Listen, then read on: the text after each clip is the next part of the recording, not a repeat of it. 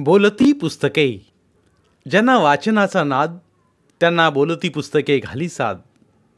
आमचं channel subscribe करा आणि सबस्क्राईब करायला इतरांनाही सांगा.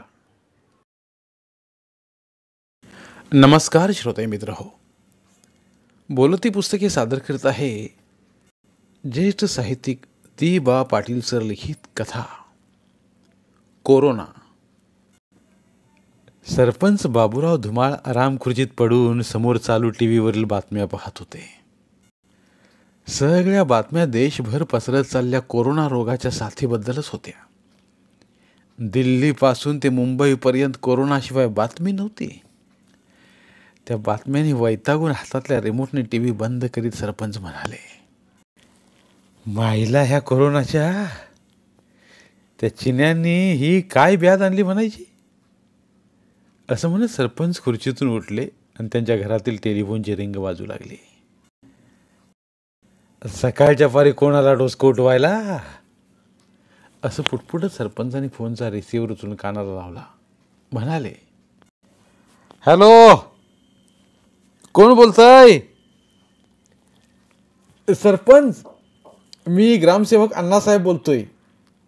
मी ग्रामपंचायत कार्यालयात आलोय, तुम्हीही लगेच या. होय, पण अण्णासाहेब असं काय तातडीचं काम आहे. कलेक्टर साहेबांचा आदेश आलाय, काम जोखमीचं आहे, इथं आल्यावर सांगतो. आत्ता सांगा की, अजून जेवलो नाही आणि त्या तयारीनं बी यावं लागेल. असा कसला आदेश आहे कलेक्टर साहेबांचा. कोरोनाबाबतचा आदेश आहे. लॉकडाऊनची अंमलबजावणी करण्याबाबतचा आदेश आहे. म्हणजे मुंबईत लागण झालेला आजार म्हण की. हा, तेच तेच ते. मग मुंबईचा आणि आपल्या गावाचा काय संबंध. सांगतो या. बरं, आलोच. फोन खाली ठेवत सरपंच बायकोला म्हणाले, गिरजाबाई, तातडीचं काम निघालंय, पंचायतीत जाऊन येतो. आत्ता तर 9 वाजल्यात, एवढ्या लवकर पंचायतीत काय काम निघालं. मुंबईत कोरोनाची लागण झाली आहे ना, मग त्याच्यावर चर्चा करायची आहे. त्याच्यावर चर्चा करून तुम्ही काय करणार आहे सा. तुम्हाजनी कसं सांगावं. लॉकडाऊन झालाय ना, मग त्याच्यावर चर्चा करायची आहे. लॉकडाऊन म्हणजे काय म्हणायचं. टीव्हीवर ऐकतेस ना, मग लॉकडाऊन म्हणजे कुणीच आपल्या घराबाहेर पडायचं नाही. म्हणजे घरातच कोंडून घ्यायचं म्हणा की. पाहिजे तर तसं समज, पण घरातनं कुणीच बाहेर तोंड काढायचं नाही. आता घरात कोंडून पोटाला काय खायचं गोरगरिबानं. काय बी खाता येईल.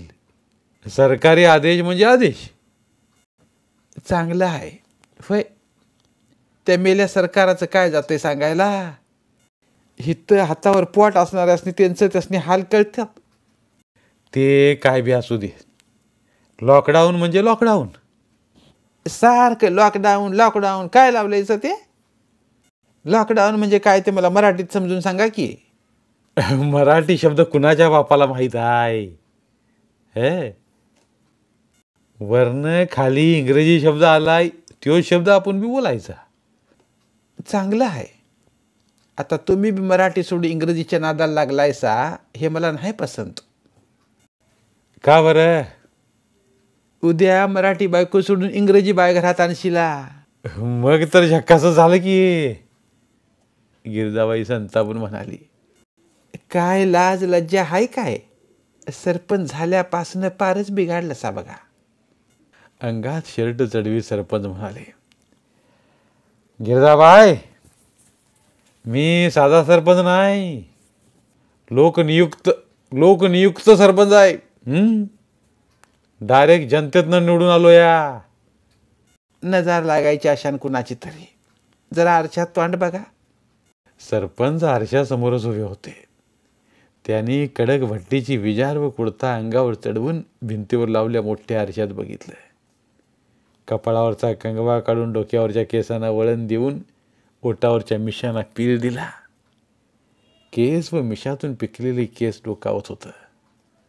त्या केसांना निरखीत ते म्हणाले, बायला केसासनी डांबरीकरण करून आठवडावी झाला नाही, तवार हे केस पांढरे झालं. त्यांचे शब्द गिरजाच्या कानावर गेले. ती म्हणाली, कसलं डांबरीकरण म्हणतायसा? केसासनी कोण डांबर लावतंय काय? अगं खुळे, मी त्या डायलाच डांबरीकरण म्हणालो. गिरजा दिलखुलास हसली आणि मग सरपंच घरातून बाहेर पडले. ग्रामपंचायत ऑफिसमध्ये येऊन सरपंच आपल्या खुर्चीवर बसत ग्रामसेवकांना म्हणाले, बोला अण्णासाहेब, काय करायचं हाय? कलेक्टर कार्यालयातून आलेलं सरकारी परिपत्रक सरपंचांच्या पुढे ठेवून अण्णासाहेब म्हणाले, हा जिल्हाधिकाऱ्यांचा आदेश आला आहे. या आदेशाप्रमाणे आपल्याला गावची कोरोना दक्षता समिती बनवावी लागेल. त्यामध्ये तुम्ही अध्यक्ष, मी सचिव आणि गावातील काही प्रतिष्ठित नागरिक घ्यावे लागतील. ह्या समितीनं काय काम करायचं? कोरोना नियंत्रणाचं. उद्या हा रोग आपल्याही गावात येऊ शकतो, त्यापूर्वीच तो येऊ नये म्हणून आपल्याला लॉकडाऊनची कटाक्षाने अंमलबजावणी करावी लागेल. नेमकं काय करायचं आहे? गावातील दुकानं, भाजीपाला बाजार, दूध डेऱ्या बंद. रस्त्यावर अत्यावश्यक कामाशिवाय कोणीही यायचं नाही. असं आहे तर दादासनी फोन लावा. काय करायचं ते दादाच ठरवतील. दादानं तर बोलूच, पण तुम्ही सरपंच आहेचा. अण्णासाहेब, आम्ही नामधारी सरपंच आहे. दादांचं उपकार म्हणून रानातल्या वस्तीवर राहिलेल्या माझ्यासारख्या धोंड्याला दादाने शेंदूर लावला आणि दगडाचा देव केला. परंतु फार वर्षांपासून दादांच्यावर तुमच्या निष्ठा आहेत, त्याचाच हा तुम्हाला प्रसाद मिळाला म्हणायचा. अण्णासाहेब, तसं सांगायचं तर दादावर आमच्या निष्ठा आहेतच, पण आमच्या जातीच्या दाखल्यानं आम्हाला सरपंच केलं आहे. ऐन वेळेला दादासनी कोणी ओबीसी निष्ठावान मिळाला नाही म्हणून त्यांची नजर आम्हावर गेली आणि मग आम्ही सरपंच झालो. यात काय वाईट झालं? चांगलं झालं की तुम्ही नशीबवान आहेसा. कसलं नशीब?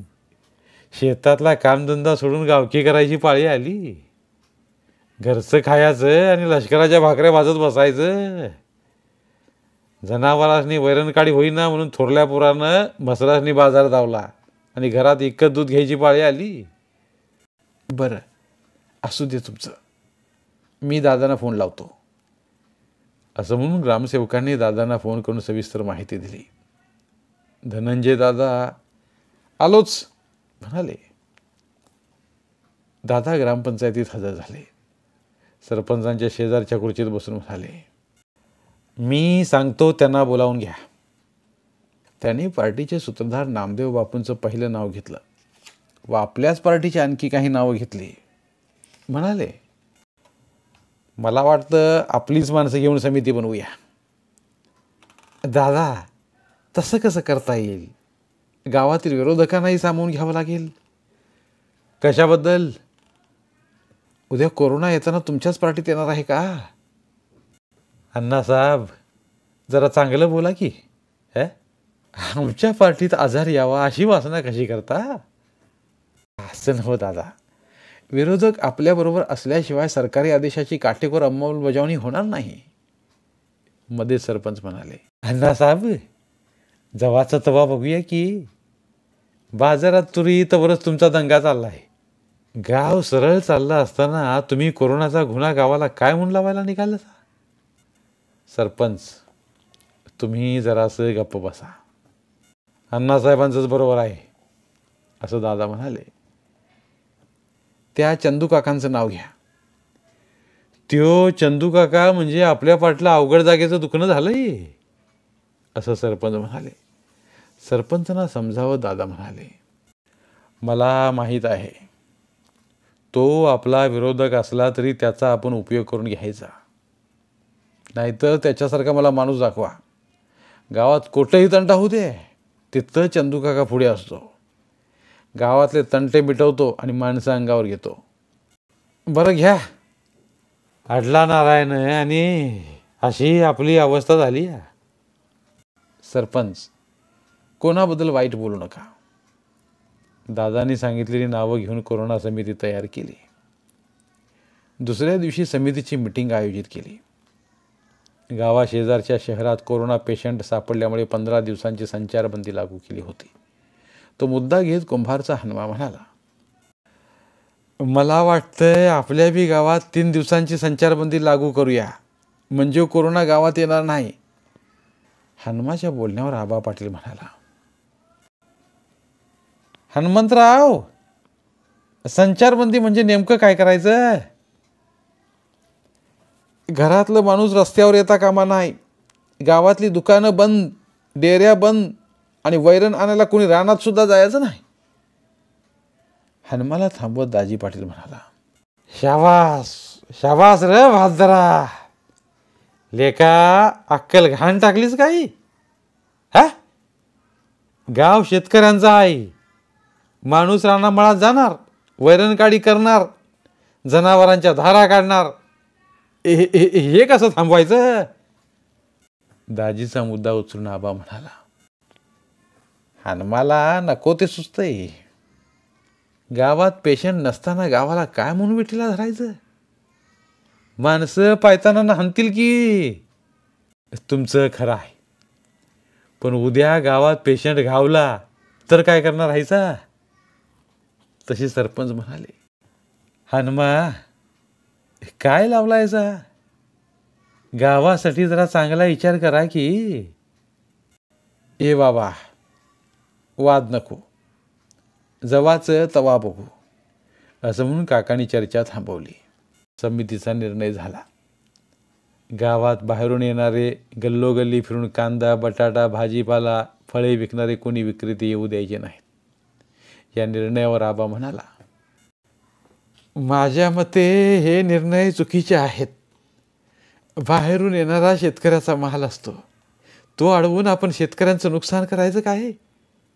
चंदू काका म्हणाले, आबा असू दे थोडे दिवस, पुढचं पुढं बघू. त्या दिवसापासून गावातल्या पुढाऱ्याने आपापले चेले हाताला धरले आणि गावात दुप्पट तिप्पट दराने भाजीपाला, कांदा, बटाटा, धान्य विकायला सुरुवात केली. ही गोष्ट आबाला सहन झाली नाही. आबाने गावात बाहेरचे विक्रेते आणले. स्वस्त दरात माल विकणारे टेम्पो गल्लोगल्ली फिरू लागले. सरपंच उपसरपंचाचं पित्त खवाळलं, त्याने टेम्पो अडवले. आबाशी त्यांची हमरीतुमरी झाली. दादाने तातडीची मीटिंग बोलावली. आबा म्हणाला, गावाला कोरोनाच्या खिंडीत गाठून लुटायचा धंदा चाललाय नुसता. त्याच्यावर उत्तर म्हणूनच आम्ही गावात बाहेरची विक्रेते आणली. नामदेव बापूने आबाच्या मुद्द्याला दुजोरा दिला व म्हणाले, आबानं गावात कांद्याचा ट्रक आणला. गावात 50 किलो मिळणारा कांदा ट्रकवाल्यानं 15 रुपयानं विकला. तीच गोष्ट गहू आणि ज्वारीची. बाहेरून आलेली ज्वारी 10 रुपये स्वस्तात मिळाली. यात गावाचाच फायदा झाला आणि दलालांचा तोटा झाला. बापू बोलल्यावर सरपंच उपसरपंचासह सगळ्यांचीच तोंडं बंद झाली. शेवटी दादा म्हणाले, ठीक आहे, ठीक आहे, जसं असेल तसं चालू द्या. उपसरपंच म्हणाले, दादा गांभीर्यानं घ्या, नाहीतर अशा निर्णयानं उद्या गावातच कोरोना यायचा. आला तर आला, येईल त्यावेळी बघू, असं म्हणून दादा उठले. मीटिंग संपली. दुसऱ्या दिवशी गावात एकाच गल्लीत 2 कोरोना पेशंट सापडले. तसं गाव गंभीर झालं. प्रशासकीय व आरोग्य अधिकाऱ्यांचा ताफा गावात आला. कोरोना दक्षता समिती कामाला लागली. पोलीस यंत्रणा सक्रिय झाली. गावात येणारे रस्ते बंद करण्यात आले. हनुमा कुंभार आबाच्या कानाजवळ तोंड नेऊन हळूच म्हणाला, शेवटी मी बोलल्यानंच खरं झालं म्हणायचं. हे काळ्या जीवाच्या, तोंड बंद ठेव की. आबा खवाळला. चंदू काकाच्या तर सामाजिक कार्यकर्ता जागा झाला. काका मनापासून कामाला लागला. त्याने गावातले 4 पैलवान गावात येणाऱ्या 4 रस्त्यावर ठेवले. सेवानिवृत्त फौजी कामाला लावले. पैलवानांची व त्यांची ड्युटी रस्त्यावर रखवालदार म्हणून लावली. भैरू पैलवान डांबरी रस्त्यानं गावात येणाऱ्या मुख्य रस्त्याच्या चौकीवर बसला. त्याचा पहारा सुरू झाला. त्याच्यासोबत एक पोलिसही दिला गेला. रस्त्यानं गावात येणाऱ्यांना भैरू दमदाटी करू लागला. त्याच्या राखणदारीचं 2 दिवस संपलं आणि तिसऱ्या दिवशी भैरूची म्हातारीच भैरूच्या चौकीवर आली. तावातावानं भैरूला म्हणाली, मुर्दा बशिवला तुझा. घरचं तुकडं खाऊन गावाची राखण करीत बसलास बाई. तुला काय लाज लज्जा आहे का नाही? हे रानातला कामधंदा सोडून नंबराचा धोंडा बशिवल्यावा आणि हिथं येऊन बसलास बाई. काय म्हणायचं या कर्माला? मध्ये पडून पोलीस दादा म्हणाला, आजी कशाला बडबडताय पोराला? तुमचं पोरगं वाईट काम करीत नाही, गावासाठी चांगलंच काम करतंय की ते.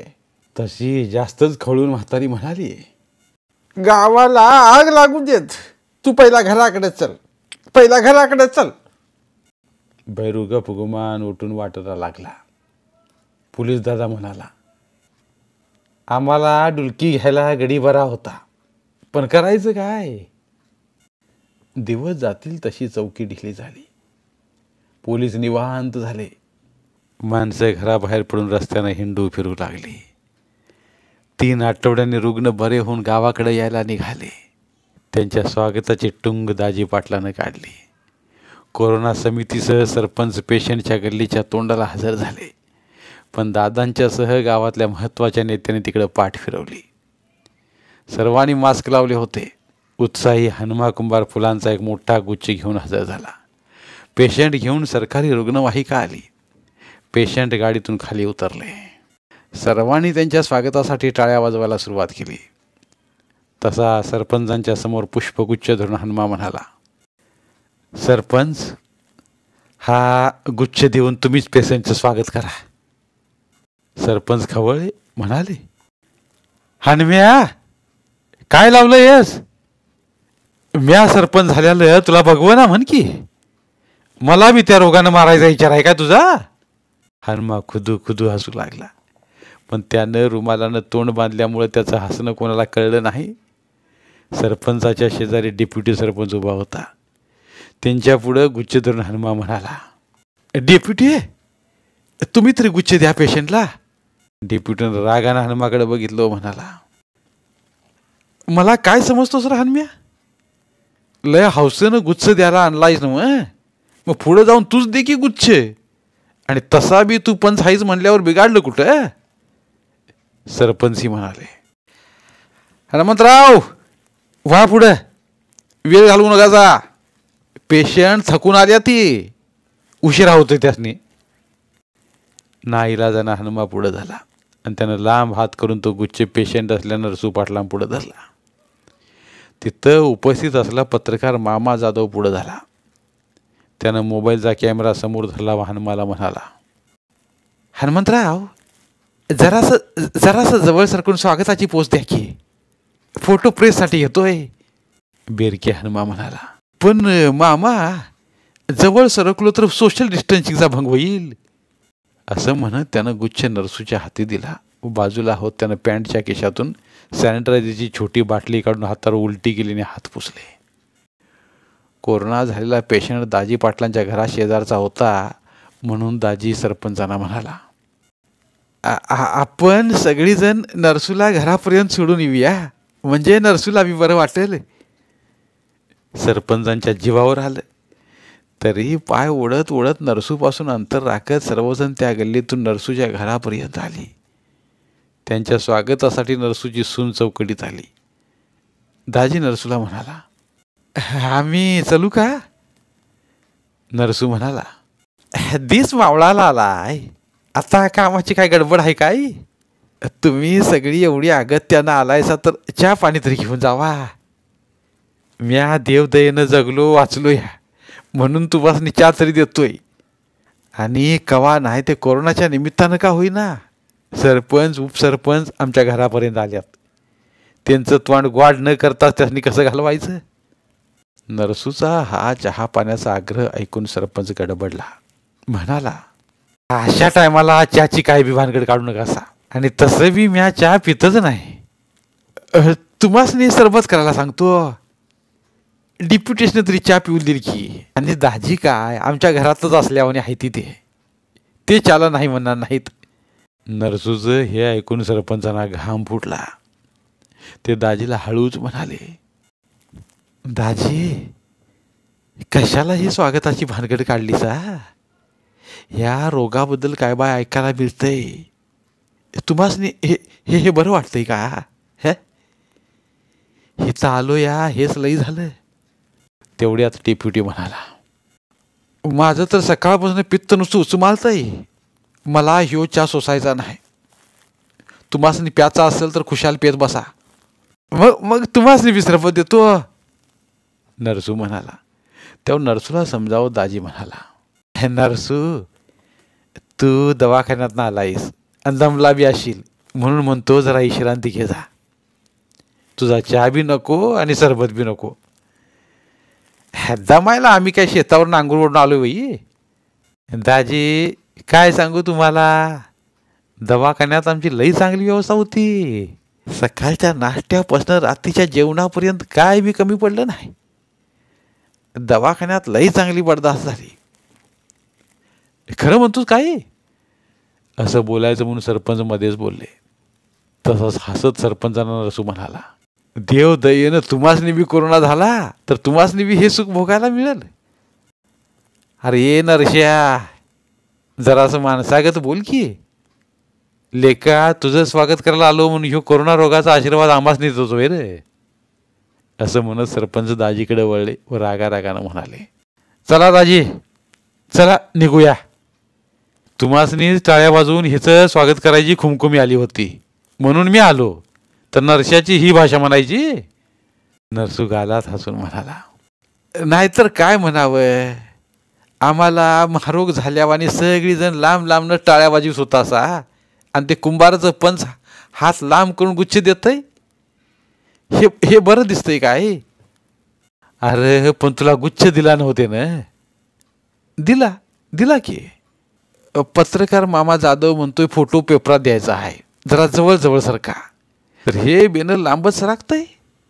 आणि तसं तुम्ही बी पेपरातल्या फोटोसाठी का होईना माझ्याजवळ आला असता असा तर बिघाडला असतंय काही? डेप्युटी म्हणाला, तुझं खरं आहे रे. आम्ही जवळ असतो तर आमचा फोटो पेपराच्या कुठल्या पानावर लागला असता ते काय सांगावं. चुकून त्यो निधन वार्ताच्या पानावर बी लागायचा, म्हणून आम्ही आपली काळजी घेतली. बरं केलं असा. असं म्हणून नरसू त्याच्या बायकोसह घरात गेला आणि परत फिरताना सरपंच दाजीला म्हणाले, दाजी, कोरोना परास पेशंटच लई दाम जड झाला म्हणायचा. 8-10 दिवस निघून गेले. गावाकडे पुण्या मुंबईचे चाकरमणी येऊ लागले. कोरोना समितीची बैठक भरली. ग्रामसेवकांनी पहिलाच विषय समिती पुढे मांडला. म्हणाले, बाहेरून गावात येणाऱ्यांचं काय करायचं? त्यांना त्यांच्या घरी होम क्वारंटाईन करायचं की मराठी शाळेत संस्था क्वारंटाईनमध्ये ठेवायचं? आजपर्यंत किती जण गावात आल्यात? दाजीनं विचारलं.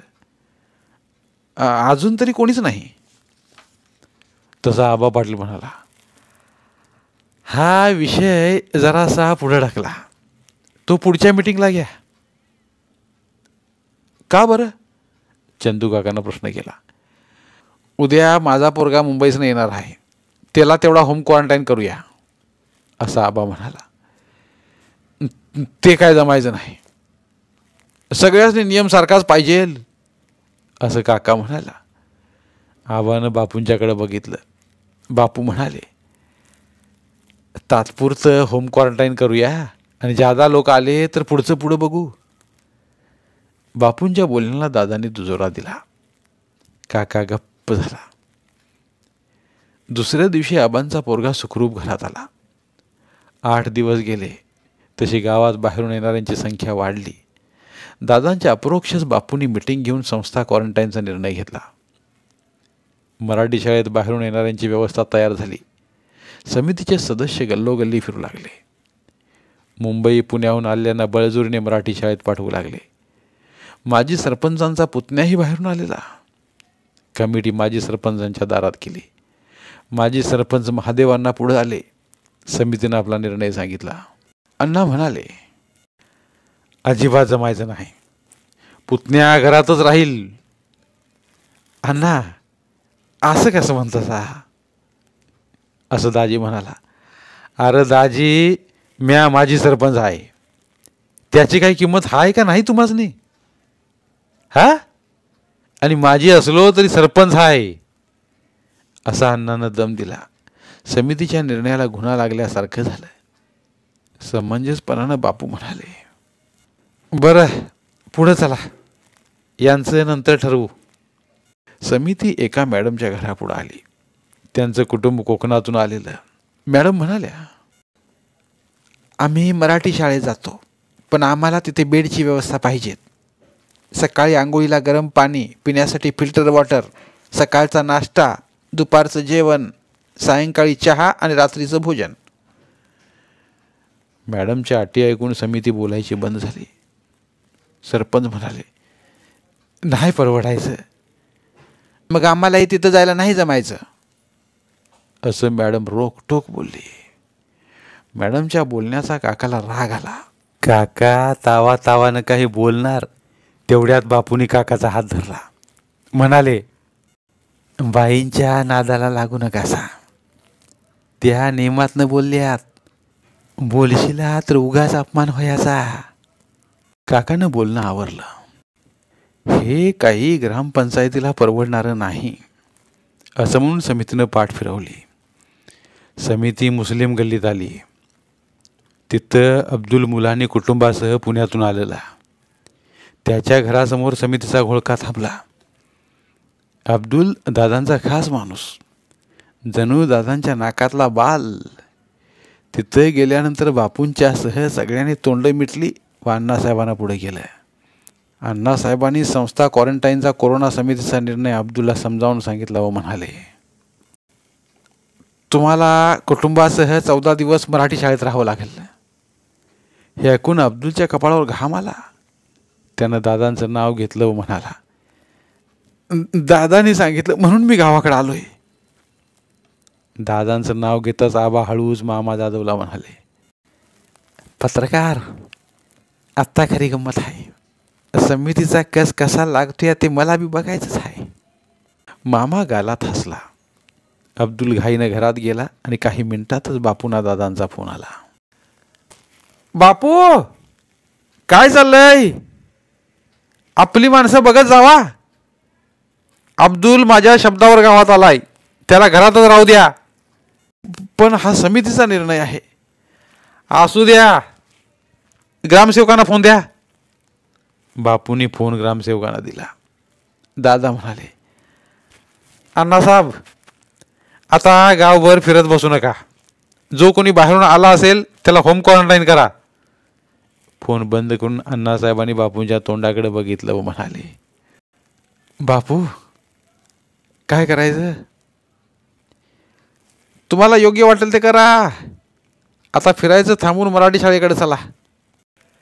कशासाठी मराठी शाळेत? चंदू काकानं प्रश्न केला.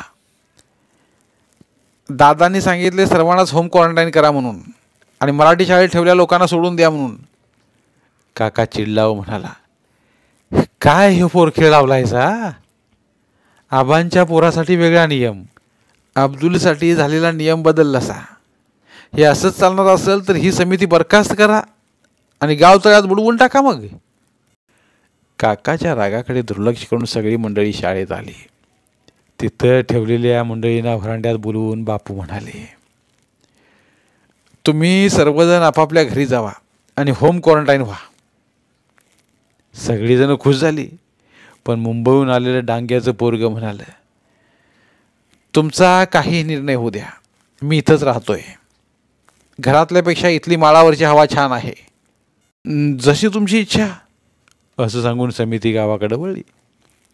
घराकडे जाताना सरपंचांच्या समोरून साहेबराव जमदाडीची 4 चाकी गाडी आली आणि नेमकी सरपंचाच्या जवळ येऊन थांबली. गाडीची काच खाली घेऊन साहेबराव सरपंचांना म्हणाला, राम राम सरपंच, मैत्री विसरला की काय? राम राम साहेबराव, हे कवास आला सा? हे येतोय हेच, असं म्हणत साहेबराव गाडीतून उतरून सरपंचांच्या जवळ येत म्हणाला, तुमच्यासाठी भारी माल घेऊन आलोय. संध्याकाळी या की घरी. हा, बसूया. नाकाला रुमाल लावत सरपंच म्हणाले, साहेब्या जरा लांब न बोल की. आणि तुझी माझी बैठक म्हणलास तर नाही जमायचं. तुझ्या संग बसलो तर त्या मुंबईतनं आणलेली रोगाची कवच कुल्ली माझ्या अंगाला लागायची. असं बोलत सरपंच 4 पावलं पाठीमागे सरकले. तोंडाचा मास्क खाली घेऊन साहेबराव म्हणाला, सरपंच कोरोनाच्या भीतीनं दोस्ती तोडणार म्हणा की. दोस्ती केली उडत, आधी कोरोना मग दोस्ती. सरपंच काय म्हणावं तुमच्या वागण्याला. शहरातली माणुसकी संपली म्हणून गावाकडे आलो तर गावातही तेच अनुभवतोय. खरं सांगू, या कोरोनाच्या भीतीनं गावातला जिव्हाळा संपला असेल तर इथं तरी का राहावं. पूर्वी मी आलो की तुमच्यासारखे मित्र मला शोधत आपुलकीनं यायचे. आता मला मित्र शोधावे लागतील. ते काय बी असू देत, चलतो म्या. असं म्हणून सरपंचांनी पाऊल उचललं. हळूहळू समितीचं काम थंडावलं. समितीचे सदस्य गावात फिरायचे बंद झाले. माणसे रस्त्यावर गर्दी करू लागली. भाजीपाला विकणाऱ्या शेतकऱ्यांना ग्रामपंचायतीनं कायमच्या बाजारपेठेत बसायला बंदी केली होती. म्हणून आबा पाटलानं त्यांना अभय देऊन आपल्या गल्लीत बसायला सांगितलं. ही गोष्ट आबाच्याच अंगलट आली, कारण दिवसेंदिवस तिथं बाजारच भरू लागला. भाजीशिवाय इतर विक्रेत्यांनीही गर्दी केली. एक दिवस मंडई माणसांच्या गर्दीनं ओसंडली. तिथं आलेल्या कोणाच्याच तोंडाला मास्क नव्हता. गर्दी बघून आबा अस्वस्थ झाला. त्यानं पत्रकार मामा जाधवला फोन करून बोलावला व मामाला ती गर्दी दाखवून म्हणाला, पत्रकार, गाव कारभाऱ्यांनी डोळं झाकलं म्हणून तुम्ही बी डोळं झाकलंच होय. काय झालं आबा, काय होयाचं राहिलंय. हे कोरोनाचं दुखणं काय म्हणून आमच्या दारात येऊन बसलंय. मला दिसतंय की, पण तुम्हीच म्हणत होता शेतकरी जगला पाहिजे, शेतकरी जगला पाहिजे म्हणून. ते खरं आहे, पण ह्यो बाजार आमच्या उरावर ठेवून तो सरपंच घरात झोपा काढत बसलाय, त्याचं काय करायचं. मामाची ट्यूब पेटली. मामानं मोबाईल फोन समोर धरून बाजारातल्या गर्दीचे पटापट फोटो काढले व म्हणाला, उद्याच्या पेपरात बघा कोण झोपलंय आणि कोण जागा आहे ते. दुसऱ्या दिवशी वर्तमानपत्रात बाजाराच्या गर्दीचा फोटो छापून आला. फोटोच्यावर ठळक अक्षरात लिहिलं होतं, सरपंच कोमात आणि बाजार जोमात. हातात चहाचा कप धरून सकाळी सकाळी सरपंचांनी ती बातमी वाचली. तसा चहाचा कप खाली ठेवत ते म्हणाले, अरे मामानं घात केला म्हणायचा. त्यांच्या शेजारीच त्यांची बायको उभी होती. तिने विचारलं, काय व काय झालं, कसला घात झाला म्हणायचा आणि कप का ठेवलासा. काय सांगू, चहा कडू लागायला लागला. आत्ता अगं भैया, मी आता डबल चमचा साखर घातली होती. तो साखर घालून काय करायचं. त्या मामा जाधवानं मिठाचा खडा टाकला ना. मग खडा टाकायला तो कवासा आला होता. सरपंच चहाचा कप तसा ठेवून उठले व म्हणाले, मला तातडीनं गावात गेलं पाहिजे आहे. ह्यो कोरोना जणू माझ्याच पाठीमागं हात धुवून लागलाय म्हणायचा. आता अरे देवा, तुम्हासनी बी कोरोना झाला का काय. तरी मी सांगत होते गावाला आग लागू देत, तुम्ही घर सोडू नकसा, घर सोडू नकसा, पण तुम्ही काय ऐकतच नाहीसा माझं तर. गिरिजा बडबडत होती. सरपंचांनी तिच्याकडे दुर्लक्ष करून पायात पायतानं घातली व चौकटीपर्यंत आले. त्याचवेळी त्यांच्या दारात माळकरी धोंडीबाग क्षीरसागर आला. रामकृष्ण हरी माऊली असं म्हणत त्यानं सरपंचांना हात जोडले. सरपंच वैतागून म्हणाले, तू आणि कसली व्याध घेऊन सकाळच्या पारी आलास. बोल काय काढलंस ते. पांडुरंगा पांडुरंगा सगळं सांगतो असं म्हणून तो चौकटीतून आत आला आणि बाहेरच्या सोफ्यात बसला. बरं बोल, माझ्या मागं काम आहे. एवढ्या लांब यायची काय गरज होती का. मी येणारच होतो की ग्रामपंचायतीत. काम तसं निकडीचं आहे म्हणूनच आलो या. बरं बोल, धोंडीबा हळू आवाजात म्हणाला, सांगतो सांगतो, पण माझं नाव कुठं फोडू नका. आमच्या शेजारचा एक गडी मुंबईसनं आला आहे. कोण रे?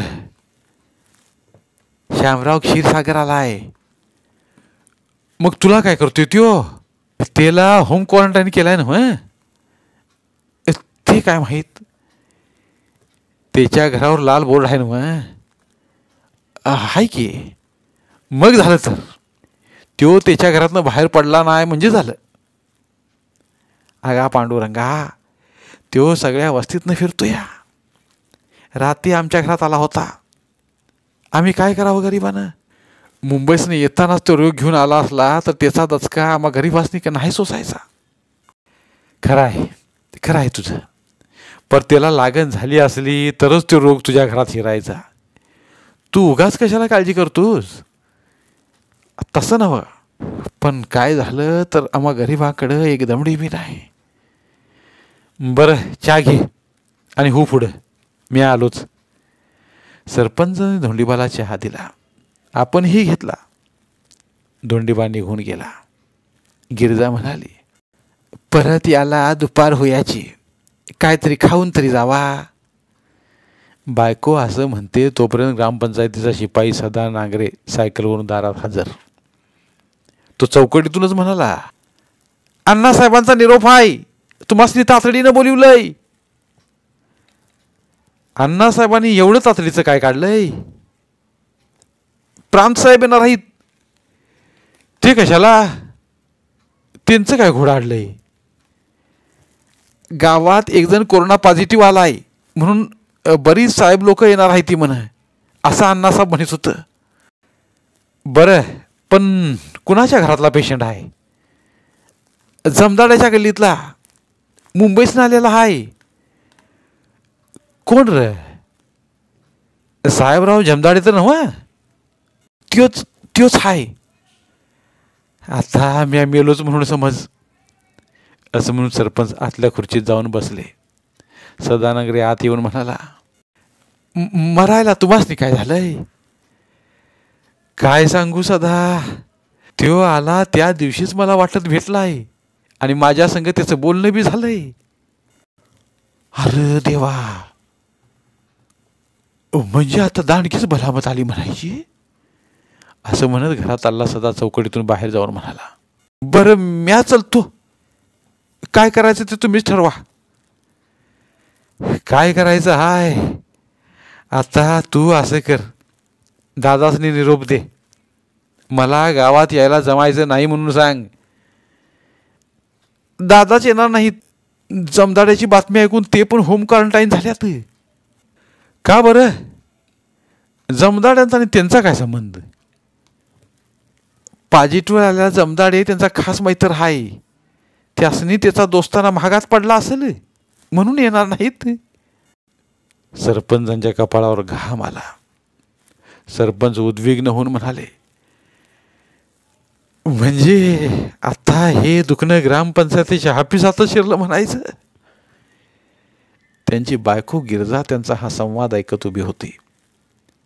ती घाबरी घोबरी होत म्हणाली, धनी, तुम्हासनी माझी शपथ आहे, आता घर सोडायचं नाही. तसं कसं म्हणतीस? मला बी जाऊ नये वाटते की, पण काय करतीस? म्या गावचा सरपंच आहे. ते काय बी असू देत, म्या मरावी वाटत असेल तर खुशाल जावा आणि गावक्या करा. सरपंच खुर्चीतून उठले व सदाला म्हणाले, सदा, एक काम कर, तू डेप्युटी सरपंचाला गाठ आणि त्यासनी सांग म्हणावं सरपंच घरात झोपून आहे. ती त्यासनी थंड ताप आलाय, 4 दिवस तुम्हीच कारभार बघा म्हणून सांग. सदानं मांडो लावली. तो सरपंचांच्या आज्ञेचा मानकरी. त्यानं गावात जाऊन डेप्युटी सरपंच महिपती मानेला सरपंचांचा हा निरोप जसाच्या तसा दिला आणि वरती फोडणी टाकीत म्हणाला, बहुतेक सरपंचासनी बी कोरोनानंच गाठलेला दिसतंय. सध्या काय बोलायला लागलायस? खरं तेच सांगतो या. सरपंचाचा आणि त्या जमदाडे पेशंटचा संबंध आला होता म्हण, असं सरपंचच म्हणाल मला. तसं असेल तर आपण बी संकटातच आहे म्हणायचं. कसलं संकट? उलट तुम्हासनी चांगली संधी आहे म्हणायची. कसली रे? सरपंचाच्या गैरहजेरीत तुम्हीच सरपंच की. डेप्युटीचा चेहरा खुलला. डेप्युटीने सरपंचासनी कोरोना झाल्याची आवई गावभर केली. ती फोन करून आरोग्य अधिकाऱ्यांच्या कानावर घातली. सरपंचालाच कोरोना झालाय म्हटल्यावर यंत्रणा सतर्क झाली. आरोग्य विभागाची ॲम्ब्युलन्स सरपंचांच्या घरी गेली. ॲम्ब्युलन्स दारात येता सरपंच पलंगावर टाकले अंथरुणात शिरले. त्याने तोंडावर चादर ओढून घेतली. सरपंच कुठे आहेत? असं विचारत 4 मास्कधारी गडी घरात आले.